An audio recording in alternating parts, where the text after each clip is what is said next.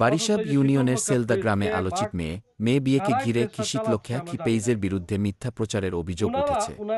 ওই দুই মেয়েকে একসাথে করে ওনাদের বিভ্রান্তিমূলক একটা সামাজিক যে নেতৃত্ব দিচ্ছে মানুষ ফারুক, তার বিরুদ্ধে যে ধরনের আলোচনা করতেছে হেয় প্রতিপন্ন করার জন্য আমি আপনারা সাংবাদিক আছেন, আমি আপনাদের মাধ্যমে প্রশাসনকে সহযোগিতা নিয়ে ওই শীতলক্ষ্যা যে পেজটা যারা চালায় তাদের একটা সুস্থ বিচারের আওতাধীন আইনা দিলে আমি আপনাদের প্রতি কৃতজ্ঞতা থাকবো।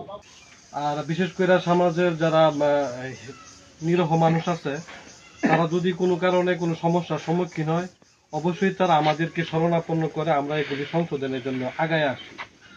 আর এই যে আজকে হাসিনা নামের যে মহিলাটা আছে, ওনার যে মেয়ে একটাই মেয়ে, এই মেয়েটাকে নিয়ে আজকে প্রায় 1-1.5 বছর ধরে একটু যায় ঝামেলা হইতেছে এই বিষয় নিয়ে। আমরা সমাজের যারা আছি তারা মোটামুটি প্রতিনিয়ত দেখতেছি, কিন্তু প্রাথমিক অবস্থায় আমরা লক্ষ্য করি নাই। পরে আস্তে আস্তে জিনিসটা প্রকাশ হয়েছে যে তাদের মধ্যে নাকি একটা সমকামিতা সম্পর্কের সৃষ্টি হয়েছে। আমরা বাইরে না জানা তাদের সাথে কথা বলছি।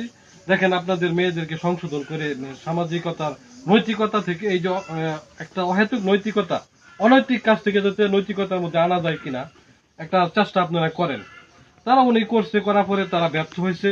আমরা ওয়ার্ড মেম্বার বাবুল মেম্বারকে জানাইছি, ওনাকে সাথে নিয়ে মোটামুটি আলোচনা পূর্বে আরো কয়েকবার করছি সমাধানের জন্য। তখন যেদিন আমরা বুঝাইছি এর পরের দিন কিন্তু ওই যে ইমান আলীর মেয়ে তাহমিনা ইসলাম টুকু এর সাথে সমকামিতা, এর সাথে হাত ধরে পালায়া গেছে স্কুলে যাওয়া থেকে।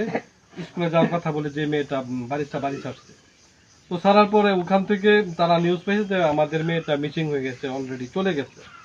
তারপর থেকে এ পর্যন্ত তারা অনির্দিষ্টভাবে এই কোনো যোগাযোগ ছাড়াই কোথায় ছিল তারাও সম্পূর্ণরূপে জানে না। ঈদ আসতে পরে রমজানের মাসে মেয়েটা যোগাযোগ করছে, আমাকে বলছে যোগাযোগ, আমি ঠিক আছে তাদেরকে বলো আসতে। তো তারা আসছে, আসার পরে ভাই কি করা যায়, আমাকে দেখো বোঝায় শোনায় কিছু করা যায় কিনা।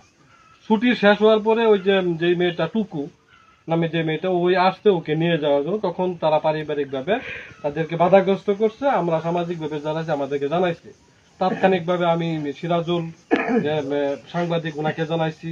তারপরে আমাদের ভাই বন্ধু বলেন ভাই বলেন সাইফুল ইসলাম, তাকেও আমরা অবগত করছি, একটু আসো বিষয়টা একটু দেখি। তারপরে আমাদের স্থানীয় ওয়ার্ড মেম্বার উনিও আসছে, ওনাদের সমন্বয়ে তারা যে সমকামিতা করছে একটা কাগজও সাদা কাগজের মধ্যে লিপিবদ্ধ করে তাদেরকে সই করায়া যে পরবর্তীতে ভবিষ্যতে এ ধরনের কোনো কাজ করবে না বলে তারা অঙ্গীকার করে চলে গেছে। আমরা তাদেরকে যার যার বাড়িতে সুষ্ঠুভাবে পৌঁছায় দিচ্ছি।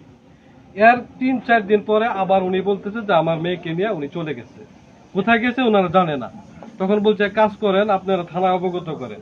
তখন সিরাজুলের সহযোগিতা উনি থানাতে ওনার মেয়ে হারিয়ে গেছে বা বাড়ি থেকে চলে গেছে এই বিষয়ে যখন অবগত করে, এখনো পর্যন্ত থানা থেকে ওনাদেরকে জানানো হয় নাই যে আমাদের আপনার মেয়ে কোথায় আছে, পাওয়া গেছে কিনা। অথচ এই যে শীতলক্ষ্যা প্রেস কে বা কারাই প্রেসটা চালাচ্ছে আমরা জানি না, কিন্তু ওনাদের ওই দুই মেয়েকে একসাথে করে ওনাদের বিভ্রান্তিমূলক একটা সামাজিক যে নেতৃত্ব দিচ্ছে মানুষ ফারুক, তার বিরুদ্ধে যে ধরনের আলোচনা করতেছে হেয় প্রতিপন্ন করার জন্য আমি আপনারা সাংবাদিক আছেন, আমি আপনাদের মাধ্যমে প্রশাসনকে সহযোগিতা নিয়ে ওই শীতলক্ষ্যা যে পেজটা যারা চালায় তাদের একটা সুস্থ বিচারের আওতাধীন আইনা দিলে আমি আপনাদের প্রতি কৃতজ্ঞতা থাকবো।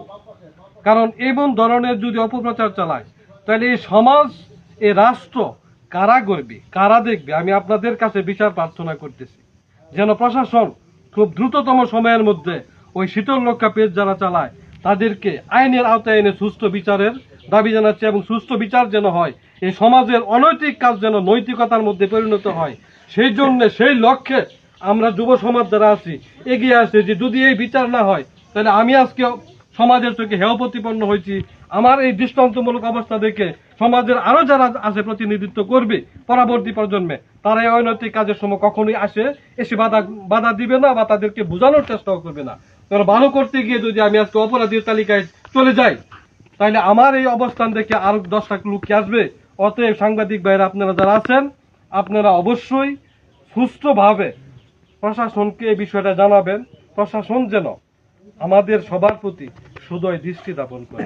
যে দুই মেয়ের মধ্যে সমকামিতা, এই ঘটনা প্রায় 1 বছর যাবৎ ফ্যামিলি এবং এলাকাবাসী তারা সমন্বয় করার চেষ্টা করছিল, তাদেরকে বুঝে যেন তাদেরকে আলাদাভাবে একটা সুন্দর একটা জীবনযাপন করতে পারে তারা, সেই লক্ষ্যে তারা কিছু গণ্যমান্য ব্যক্তি, আমাদের ফারুক ভাই, ওয়ার্ড মেম্বার বাবুল এবং আমাদের ছাত্রদলের সভাপতি সাইফুল ইসলাম এবং সিরাজ ভাই সাংবাদিক, তারা আসছিল যেন তাদেরকে একটা সমঝোতার মাধ্যমে যেন তাদেরকে আলাদা করা যায়, যেহেতু মেয়ের সমকামিতা এটা সমাজ কখনো মেনে নেবে না।